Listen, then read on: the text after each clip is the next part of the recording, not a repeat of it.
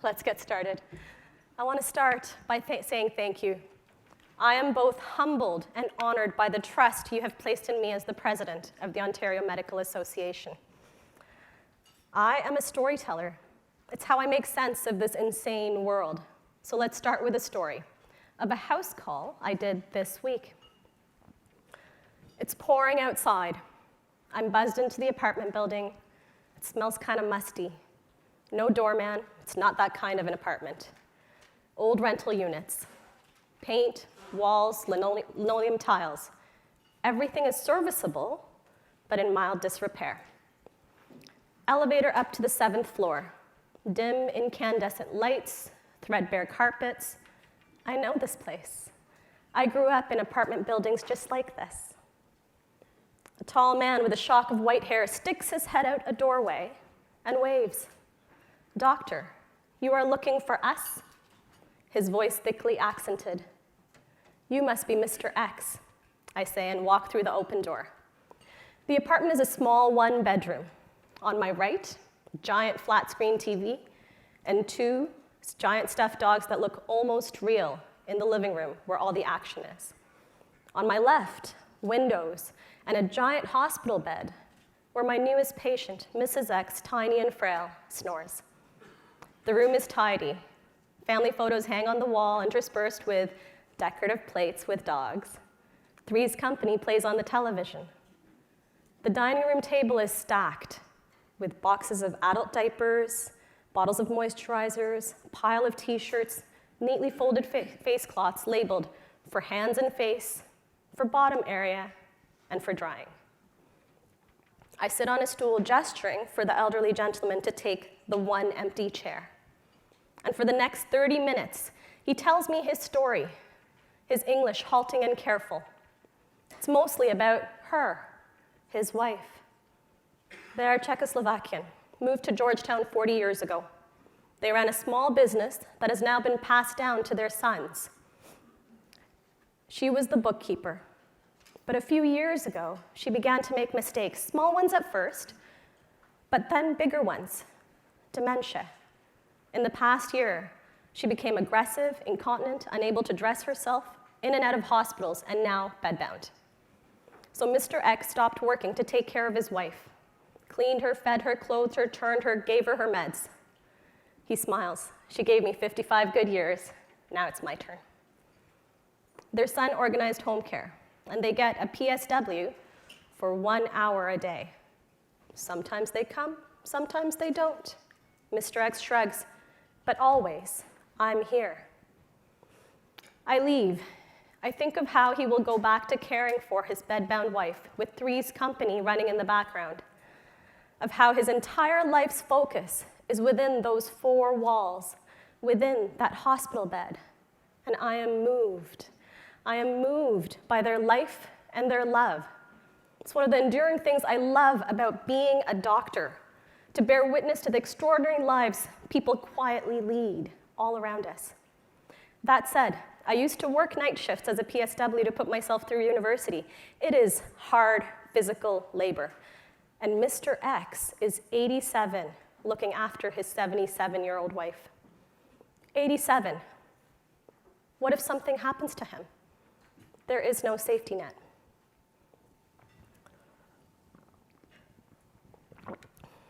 It was not that long ago that I would have come away from this experience with fear, frustration, and worry. It's different now. I have hope. I see our profession choosing to make the changes before we have to make the changes we need. The OMA has embraced, be the change you wish to see in the world. We have decided together to be more, to do more, to fight not just with our professional skills, but our political ones as well. We have begun to be more inclusive of not only race and sex, but opinions also. My election to president is proof that that change is well underway, but change is just the beginning. We all know the battles we face. We're stretched thin, bursting at the seams, hospitals, ORs, mental health services, family doctors, specialists, nursing homes, you name it. The list goes on. Everyone is trying to make do with less. And yet, I am hopeful. Because as I look out at you, I see a group of people that have decided that the status quo will no longer do. We have a long way to go yet, but at the very least, we are on our way. Fact of the matter is, the cupboards of our healthcare system are bare. As doctors, that leaves us in a morally untenable position. A gastroenterologist told me not that long ago, my wait list is 18 months. I'm at the point where it doesn't matter how much I work. More people keep getting in the line. To see the patient with decompensated liver failure faster, I would have to bump the patient with hepatocellular cancer. How do I choose between them when they both need help now? Last year, I heard of a new family medicine grad who closed his clinic 6 months after starting. Despite working 12 to 14-hour days, he could not make his clinic financially viable. In the meantime, his fiancée kept asking, "What about us? When will we get our turn?" Months ago, a new orthopedic surgery resident or grad joked that he felt like an overqualified nanny because there were no jobs for him. After years of training and study and specialization, he had no job. He stayed home with the kids while his wife worked. Last week, I heard of a new family medicine grad with an exit strategy. Just graduated, and already an exit strategy. Work like mad in walk-in clinics, earn enough to pay off his med school debt, and then leave medicine. These are stories of quiet desperation. It is heartbreaking. 1 in 2 doctors is burned out. Our profession is in trouble. Putting it out there, saying it, means that we can deal with it. Our profession is in trouble. For too long, we have been silently strong. Saying it means that we can have open discussions about the issues we face, that we are united in the concerns about our profession and determined to find answers. Look, the medicine part is hard enough. Patients are more complex. Treatments are more complex. The diagnosis is not always obvious. That's all okay. We signed up for the intellectual challenge. But it's all this other stuff. This political, administrative, bureaucratic BS. That's dragging us down, slowly but surely. The ethical dilemmas we face working without the tools we need are tearing us up inside, especially when we are at the mercy of faceless decision makers who are changing our healthcare system in unpredictable, irrational, and profound ways. This lack of self-efficacy, this sense of powerlessness contributes to our collective distress. An anesthesia colleague recently said, watching fellow doctors on social media, "I think there is a widespread sense of losing control that leaves people uncertain which way to turn. The foundations that used to make it okay to work like a dog and pour your life into the profession are no longer there. Many people don't feel respected for the work they do, not by government, not by patients, and often not by colleagues. It's a dangerous and poisonous work environment." He's right. So tell me, what are we to do? We have only one road left to us. Fight. Get up and fight. Be a scrappy doc. Stand up, shoulders back, chest out, hold that head high. Look at them in the eye. Look at them all in the eye. Because this profession is worth fighting for. You are worth fighting for. Physicians are a strange tribe, influential yet vulnerable, outspoken, yet we'd rather just hide behind our work.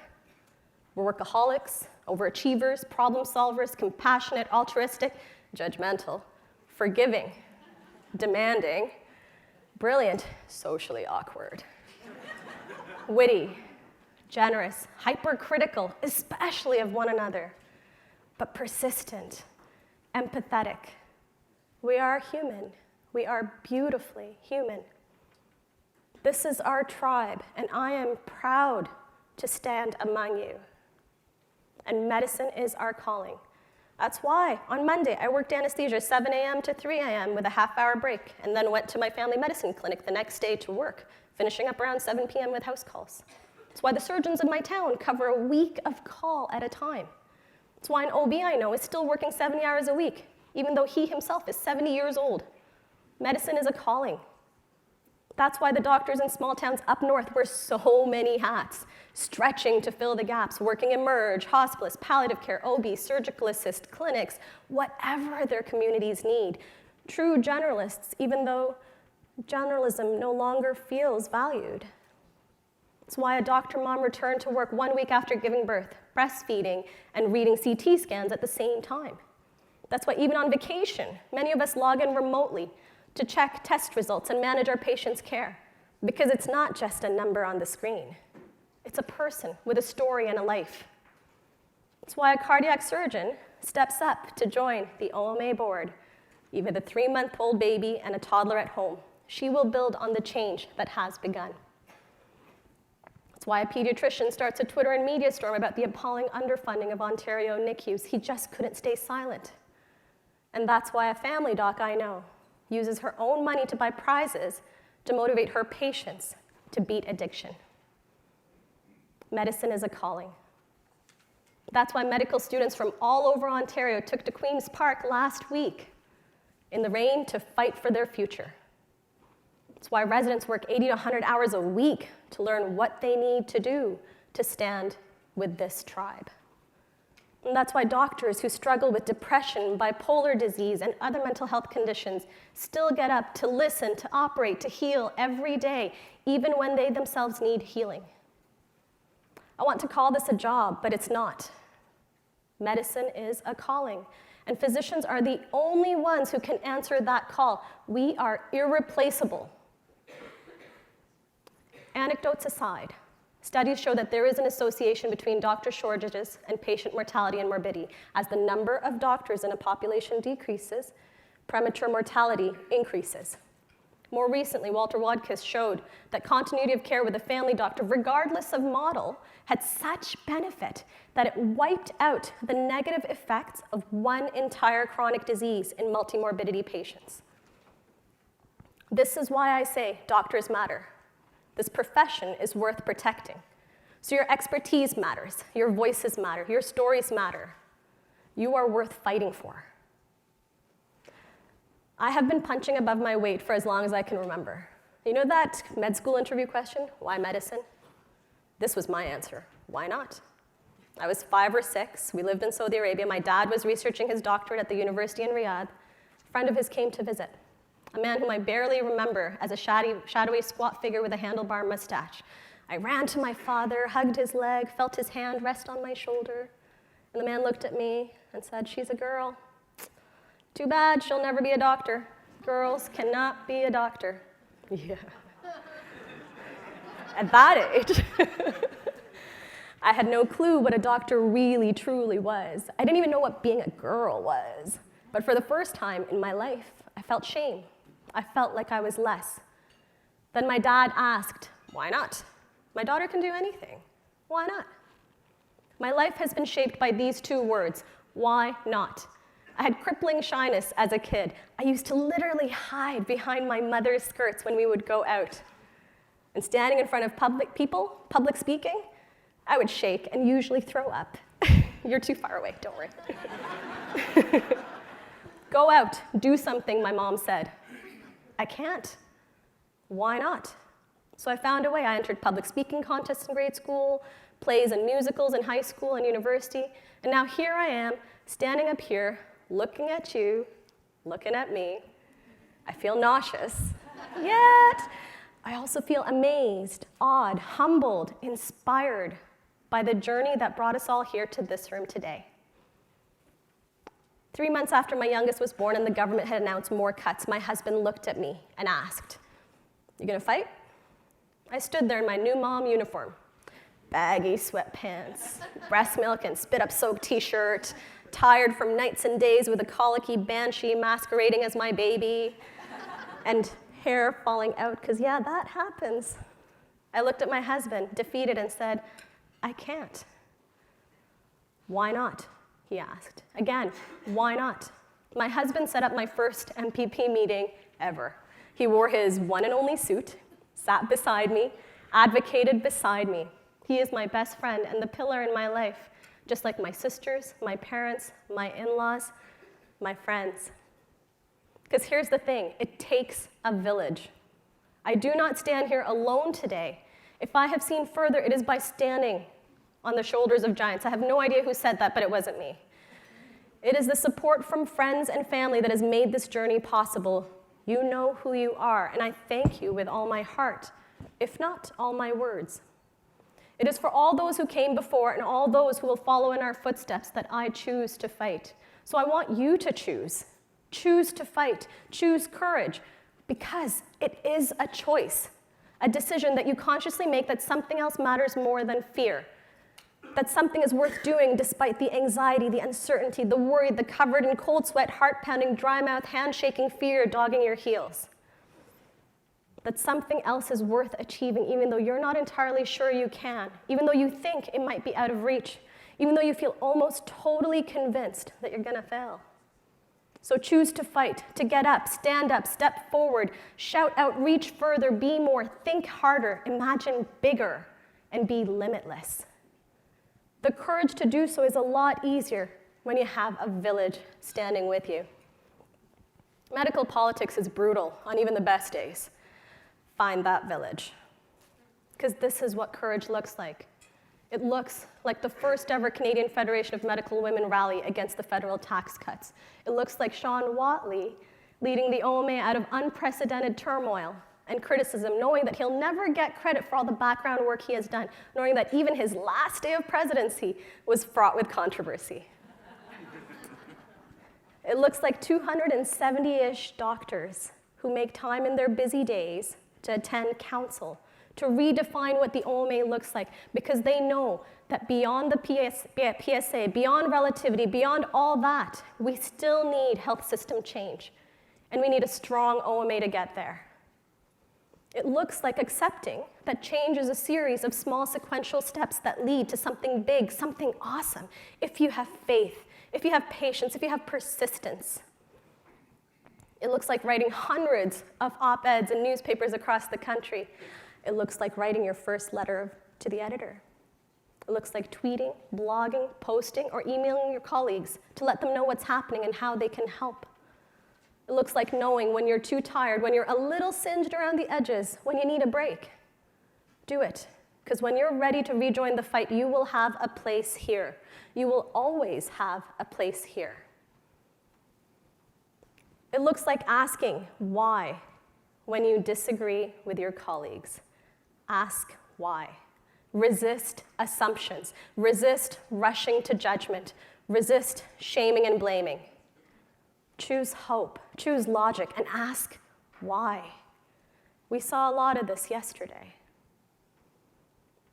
Courage and fighting for change looks like the 1,001 ways that doctors around the province are stepping outside of their comfort zone to talk about the reality we all face, an outdated healthcare system that has not evolved with the changing needs of the province, a system that is inadequate for a number of different reasons, a system that will break us, our beautiful profession, if we don't fight for change.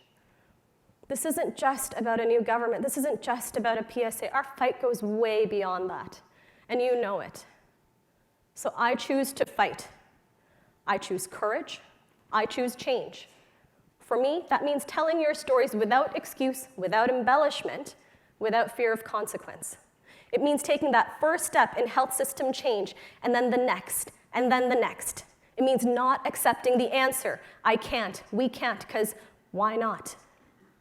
It means taking another step forward, or up, or sideways, even when it's not clear if another step is possible. And it means standing up here, looking at you, looking at me, knowing that I will be raked over the coals, that I will miss birthdays and dinners, that I will make mistakes in front of colleagues on a stage much bigger than any I've stood on before.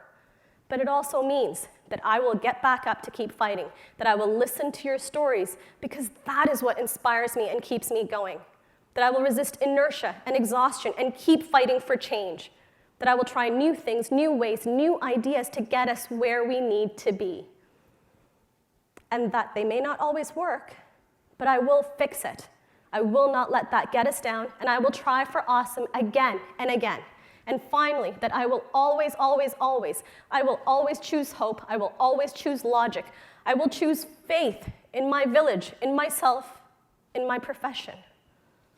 I will choose hope over the fearful whispers and paranoid tweets and angry emails, because I choose to stand for you. This is where we are now. Picture where we need to be. Don't look down. Don't look at the naysayers. Look at me. Look at your village. Take the leap and be limitless. This is how we begin our next chapter together.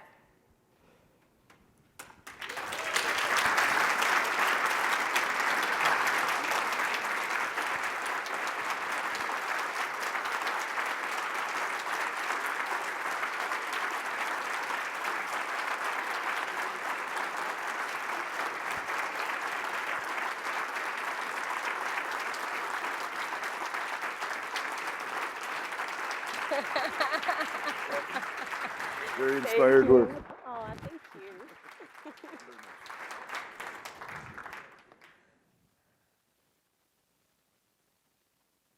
Thank you, Dr. Alan, for those very inspiring words.